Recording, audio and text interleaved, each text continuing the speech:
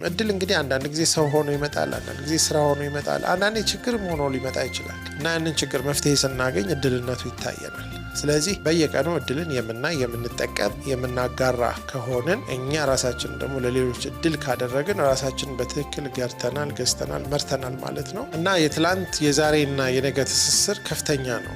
እዚህ እጅ ላይ እንደምትመለከቱት ሁልጊዜም ጊዜ እድል ነው። ነገር ግን የሚቆመጥ እድል ሳይሆን የሚበር እድል ነው። እጃችን ላይ ያለ ከተጠቀምንበት ሳይበር ጠቃሚና ስኬታማ እንድንሆን ያደርገናል።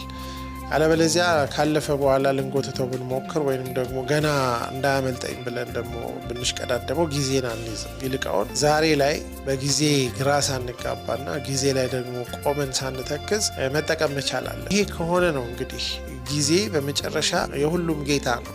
የሰው ልጅ የሚተነፍሰው አየር የህይወቱ ምንጭ እንደሆነ ወይም ደግሞ የህይወቱ መሰረት እንደሆነ ጊዜም ልክ እንደዛው አክቹዋሊ